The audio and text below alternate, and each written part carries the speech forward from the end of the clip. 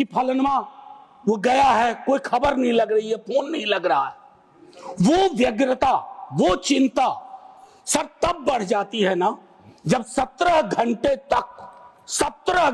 तक कोई आधिकारिक पुष्टि नहीं होती है। 54 के कुंभ का जिक्र हुआ संभवतः कि इतने लोग मारे गए थे। सर ये लाशों के आंकड़े पे तेरा वाला मेरा वाला, ये लोग कितने चोटिल होते होंगे समझिए सर। और ये जो प्रोडक्शन फैक्ट्री रिलीजियस बाबाओं की आ गई है सर, इसके उत्पादन पर भी रोक लगनी चाहिए। सर ईश्वर को क्यों ठग रहे हैं? वीवीआईपी दर्शन। उपसभापति महोदय, बहुत बहुत धन्यवाद आपका। इस अवसर पर मैं महामहिम के अभिभाषण पर अपनी बातें अपने दल की ओर से रखने के लिए खड़ा हुआ हूं। सर महामहिम के अभिभाषण की परिपाटी से हम सब वाकिफ हैं। इसी सरकार ने नहीं, हर सरकार, उनकी कैबिनेट अभिभाषण तैयार करती है। महोदय, कई परंपराएं हमने बदली हैं। बरबस एक ख्याल आता है कि अगर ये परंपरा, इस पर हम सोचें कि महामहिम अगर विशुद्ध अपने अनुभव, अपनी पीड़ा और कोई ऐसा मैकेनिज्म हो, ये मैं आगे के लिए सवाल छोड़ता हूं।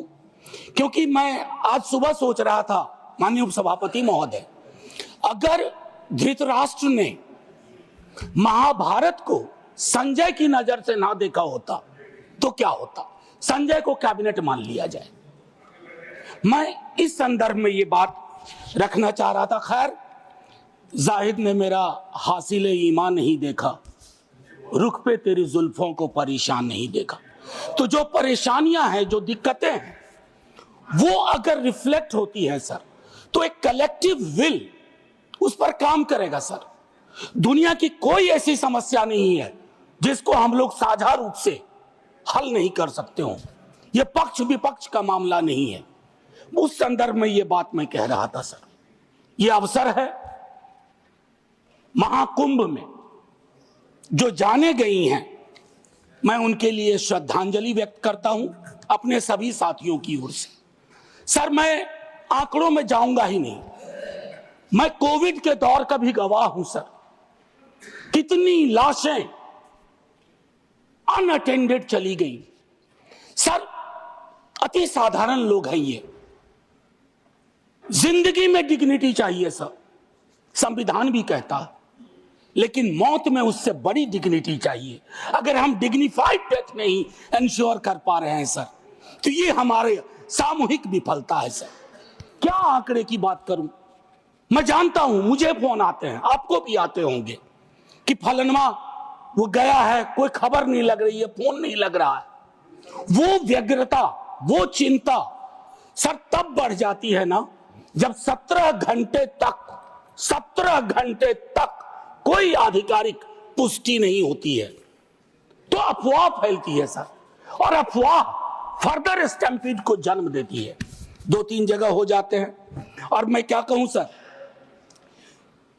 मैं सोच रहा था कल जब बातचीत शुरू हुई, खड़गे साहब बोल रहे थे, बाकी लोग, मैं सोचा कि इतनी देर में नेहरू जी नहीं आए, तो नेहरू जी भी आ गए।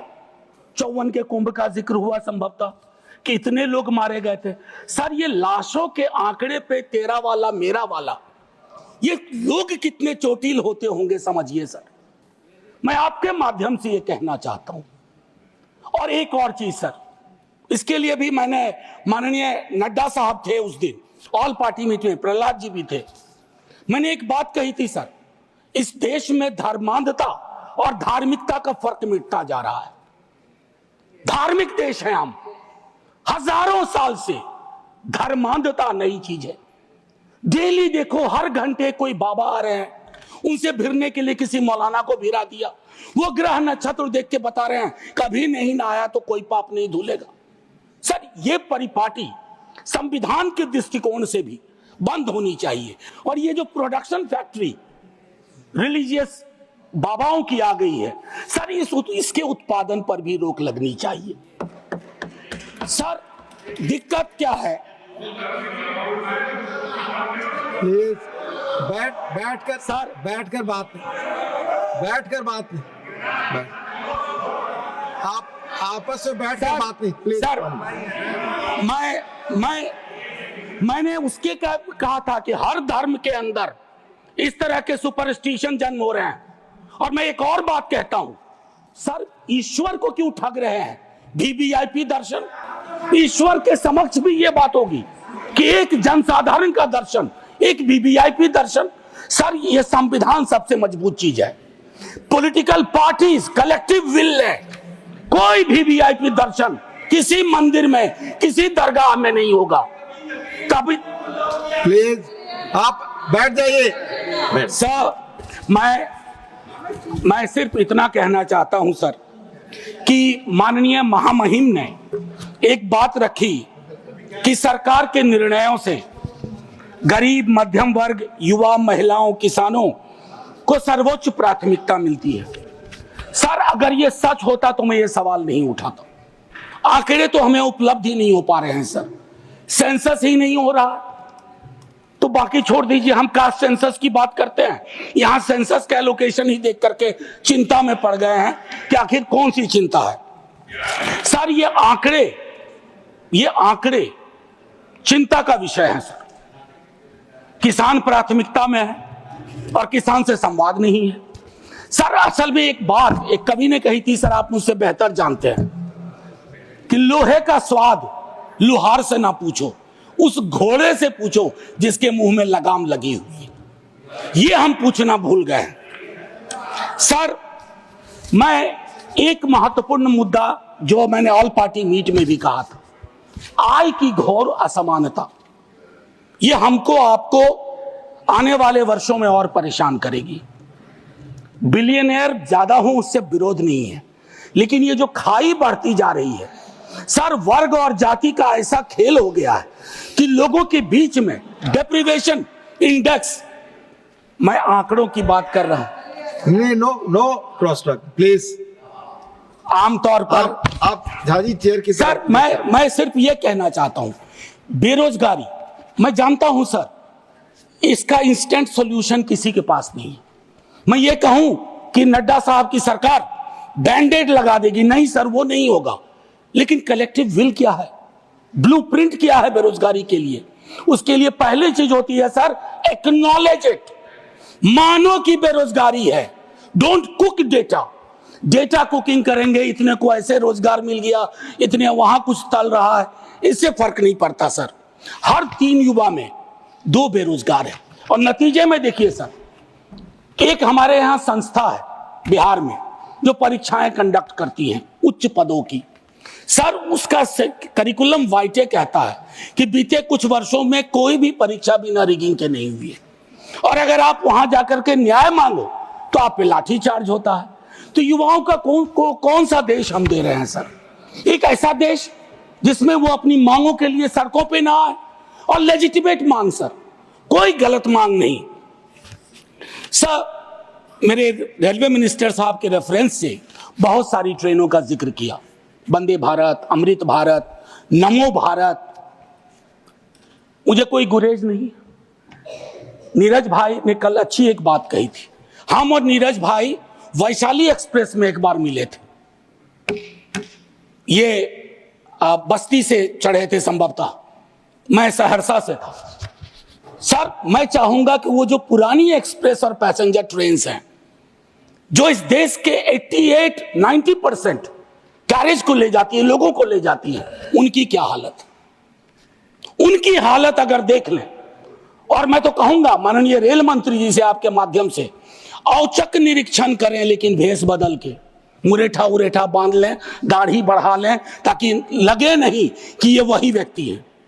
और फिर देखें कि अद्यतन स्थिति क्या है सर। पेज नंबर 25 में माननीय महामहिम कहती हैं वामपंथी उग्रवाद से प्रभावित जिले कम हो रहे हैं।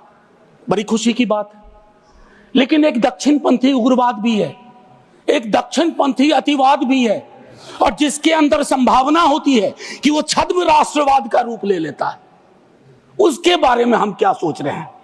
ये भी सर तय करना होगा, अन्यथा संविधान के मूल्य, ये सारी चीजें खारिज हो जाएंगी। सर पेज नंबर 27 पे पैरा 31 महामहिम कहती हैं 144 करोड़ आबादी के क्षेत्र हैं, भिन्न भिन्न राज्य हैं, भिन्न भिन्न आबादी में भिन्न भिन्न क्षेत्र हैं, भिन्न भिन्न भाषाएं हैं। मेरी समझ में नहीं आया कि हमने रिलीजन को, धर्म को ओमिट क्यों किया इसमें। हम भिन्न भिन्न धर्म के भी देश हैं, और ये हिंदुस्तान की खूबसूरती है, भारतवर्ष की खूबसूरती है कि दुनिया का कोई ऐसा धर्म नहीं है जो हमारे यहाँ ना हो, और पारस्परिक मेल जोल का एक लंबा इतिहास रहा है। हम दुनिया को सीख दे सकते हैं, हम दुनिया को सीख दे सकते हैं कि let's learn from pluralism from us, peaceful coexistence. हालांकि हाल के दिनों में हमने वो लर्निंग का जो मॉड्यूल है उसको खराब कर दिया है। हाल के दिनों में एक और चिंता का विषय रहा था जो मैं आपको कहूं। इससे पहले कि मैं एक बात कहूं, सर मैं हिंदू हूं, लेकिन मैं चाहूंगा कि मेरे धर्म में, बाकी धर्म के लिए भी अपील करूंगा, लेकिन अपने धर्म में भी फर्क आए चीजों को देखने में। सर ये किताब है, अगर आप कहेंगे तो मैं गिफ्ट करूंगा नड्डा साहब को। Thank you Gandhi. ये कृष्ण कुमार जी ने लिखी है, मेरे सीनियर थे, शिक्षक भी थे दिल्ली विश्वविद्यालय में, एनसीईआरटी के चेयरमैन रहे, अभी रिटायर्ड लाइफ जी रहे हैं। उनका एक दोस्त था मुन्ना, ब्यूरोक्रेट था मध्य प्रदेश का। He died an unfortunate death during Covid. उसकी डायरी के पन्नों से यह किताब बनी है। कृष्ण कुमार जी ने यह किताब ली। क्या कहते हैं सर पता है? कलेक्टिव गिल्ट का एक्सप्रेशन हमारे धर्म में कम रहा। औरतों के साथ क्या क्या नहीं हुआ, कलेक्टिव गिल्ट नहीं। जातियों में देखिए किस तरह का व्यवहार रहा, कलेक्टिव गिल्ट नहीं। गांधी की हत्या के बाद कलेक्टिव गिल्ट का अभाव रहा। उस संदर्भ में यह किताब है। मैं ऐसे ही नहीं कह रहा हूं, मैं गिफ्ट करूंगा लिख करके माननीय नेता सदन को। बड़ा गडमड हो रहा है। अगर देखें महामहिम के भाषण में, अभी हाल के दिनों में चर्चा हुई कि स्टेट, सर पॉलिटिकल लाइफ में विरोध करना तो इनकी नीतियों का शुरू किया था विद्यार्थी के रूप में। तो हम कहते थे Indian state oppressive state, Indian state down down, लेकिन हम फर्क जानते थे राज्य और राष्ट्र का। हाल के दिनों में एक बयान आया नेता प्रतिपक्ष का, उसके बाद शुरू हो गया कि राष्ट्र को कहा नहीं भाई। मैं एक पेपर पढ़ाता हूं एमए में, डिपार्टमेंट ऑफ सोशल वर्क में, दिल्ली यूनिवर्सिटी में। उसका नाम है state political economy and governance. उसका पहली यूनिट में कहता हूं there is a difference between nation comma state comma its government. हम तीनों डिस्टिंक्शन को ब्लर कर रहे हैं। मैं राष्ट्र की खूबसूरती के लिए अपने सरकार की आलोचना करूंगा, मैं राष्ट्र की बेहतरी के लिए अपने राज्य की आलोचना करूंगा, लेकिन मैं राष्ट्र के साथ मोहब्बत में हूं इसलिए कर रहा हूं। इस डिस्टिंक्शन को खत्म ना किया जाए सर। एक चीज 2022 के अगस्त महीने में हमारे बिहार के मुख्यमंत्री जी की अंतरात्मा जागी, हम साथ आए। साथ आने से सर कुछ फर्क पड़ा, 5 लाख नौकरियां मिली, युवाओं में जोश आया। दूसरी चीज ज्यादा महत्वपूर्ण है सर, दूसरी चीज ज्यादा महत्वपूर्ण है, चलिए उस पर ऐतराज है बाद में बात करेंगे। दूसरी चीज ज्यादा महत्वपूर्ण है, 3.5 लाख प्रक्रियाधीन के बाद जातिगत सर्वेक्षण हुआ सर। प्रधानमंत्री जी तक वो डेटा है, हमारे नेता सदन के पास भी वो डेटा होगा, वित्त मंत्री साहिबा के पास वो डेटा है, लेकिन उस डेटा के आधार पर बजट क्यों नहीं बनता है? वो 9वीं अनुसूची में क्यों नहीं शामिल किया जाता? सिर्फ इसलिए कि क्रेडिट नेता प्रतिपक्ष तेजस्वी को मिल जाएगा। आरक्षण का प्रावधान बढ़ाने की बात तो सिर्फ इसलिए कि क्रेडिट आप ले लो, उनको क्रेडिट नहीं चाहिए, क्रेडिट का कॉपीराइट फ्री आप ले लो। लेकिन फिर उनकी अंतरात्मा अचानक सो गई सर। अब जब सो गई तो अब जाग नहीं रही है। एनीवे सर वो अलग मसला है सर। आप निजी टिप्पणी नहीं कर सकते सर। मैंने किसी का नाम भी नहीं लिया। आपने पहले नाम लिया, प्लीज हादी। मैंने नाम लिया था, नाम हटा दीजिए, कहिए मेरे मुख्यमंत्री। नहीं, ठीक है सर। सर इससे क्या होगा ना कि हकीकत भी समावेशी होगा। सर एक चीज जो मैं कहना चाह रहा था कि हाल के दिनों में अभी भी जब हम जिक्र कर रहे थे तो उसमें ये चीज कही कि जो मैंने कहा कि धर्म का जिक्र नहीं है, तो सर वक्त पे बहुत चर्चा हो रही है। इतनी कोशिश रहे, don't throw the baby with the bath water, बच्चे के गुसल के पानी के साथ बच्चा ना फेंक दीजिए। बस मैं इतना कहूंगा, 14-25 का उल्लंघन ना हो, आर्टिकल 14 और 25 का, इतना कहूंगा। और एक चीज सर और कह करके अपनी बात खत्म ही करूंगा। सर मैं दिल्ली विश्वविद्यालय में पढ़ाता हूं, अभी यूजीसी का ड्राफ्ट रेगुलेशन आया, यह भी मैंने ऑल पार्टी मीट में कही थी, हमारे दोनों माननीय मंत्री जी वहां थे, हाँ हमारे साथी लोग सब थे, इन्होंने भी रेज किया। सर ड्राफ्ट रेगुलेशन मैं चाहूंगा आप पढ़िए। सर ये विश्वविद्यालयों की मौत की इबारत है। It's going to be an obituary for the university system at it exist today. It's anti teacher, anti university and anti federalism, anti student.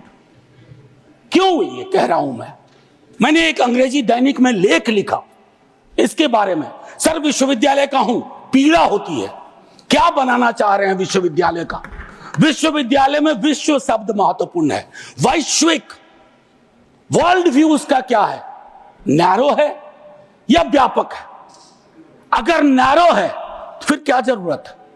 या कहीं ये प्लान तो नहीं है कि पूरी की पूरी शिक्षा की व्यवस्था हम निजी हाथों में सौंप दें, ताकि आपके तो स्कूल के नाम भी मैंने कई बार आपत्ति दर्ज की है, Eklavya model school. Sir Eklavya के नाम पर, एकलव्य को प्रताड़ित चरित्र मानता हूं, प्रताड़ित था वो, सिस्टम का पार्ट नहीं था। इसलिए सर मैं चाहता हूं कि पूरी व्यवस्था उस अनुसार से हमें देखनी चाहिए। सर एक चीज कहूंगा इसमें, अगर मैं 2-3 छोटी छोटी चीजें सर, आंगनवाड़ी, सहायिका, आशा, ये हमारे कैरियर्स हैं, हमारी सारी स्कीम को ढो रहे हैं। उनका मानदेय क्या है? उनका मानदेय चिंता का विषय है। सारी स्कीम को वो कैरी करते हैं। एक तो वैकेंसी है, ऊपर से उनके मानदेय में कोई बढ़ोतरी नहीं, तो एक स्टैग्नेशन है सर, कंप्लीट स्टैग्नेशन है। उनके लिए सोचा जाए, उनके बारे में, उनके कार्य के अनुरूप चर्चा हो। सर टीचर की वैकेंसी, मैं तो अपने यहां से भी वाकिफ हूं, विश्वविद्यालयों की बात नहीं करूंगा। एक श्वेत पत्र आना चाहिए, SC ST OBC रिजर्वेशन की क्या अद्यतन स्थिति है विश्वविद्यालयों में, ICSR इंस्टीट्यूशंस में। सर लोगों की आंखें फटी रह जाएंगी। मैं बता रहा हूं, कोविड में जब मैंने बात की थी, जो आज मैंने कुंभ वाली बात की, बीजेपी के दोस्तों ने आके कहा somebody had to speak। Sir हम पार्टी अलग अलग हो, धारा तो एक है सर। लोग उनसे भी तो कहते होंगे कि हमारा रिप्रेजेंटेशन क्या हो रहा है, हमारे बारे में क्यों नहीं बोलते हो? सर ये मैं समझता हूं एक श्वेत पत्र आना चाहिए। मैंने पूरा आंकड़ा था, आंकड़ा मैं हाँ सर, अब नहीं ये उचित नहीं होगा, क्योंकि सेंट्रल हॉल में वो अद्भुत जगह थी। सर बस खत्म कर रहा हूं। सेंट्रल हॉल में एक अद्भुत जगह थी जहां लोग कटिंग अक्रॉस पॉलिटिकल पार्टी आते थे। ये अवसर नहीं है उसके लिए वकालत करने का, लेकिन मैं कहूंगा कि सेंट्रल हॉल नुमा एक चीज बेहद आवश्यक है। तब सर ये पार्लियामेंट में डेडलॉक नहीं होगा। डेडलॉक तोड़ने की सबसे खूबसूरत जगह सेंट्रल हॉल थी। खैर एनीवे सर, मैं ये कहना चाहता हूं, टीचर शॉर्टेज, छोटा एक उदाहरण दे रहा हूं, सॉल्यूशन। शिक्षा प्रेरक हजारों की संख्या में पार्ट ऑफ ए प्रोग्राम था, आज वो खाली बैठे हुए हैं, आप उनको एम्प्लॉय करो। डीएलएड आप ही की सरकार का प्रोग्राम था, डीएलएड आप ही की सरकार का आइडिया था। आपने क्या किया? डीएलएड के बाद न्यायालय के इंटरवेंशन के बावजूद, बस खत्म कर रहा हूं सर, बावजूद उसको आपने दरकिनार कर दिया।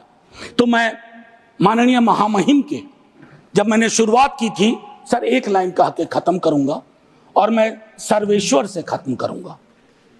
और ये मैं अपने सब के लिए कह रहा हूं, यदि तुम्हारे घर के एक कमरे में आग लगी हो तो क्या तुम दूसरे कमरे में सो सकते हो? यदि तुम्हारे घर के एक कमरे में लाशें सड़ रही हो तो क्या तुम दूसरे कमरे में प्रार्थना कर सकते हो? यदि तुम्हारा जवाब हां है, मुझे तुमसे कुछ नहीं कहना है। जय हिंद सर।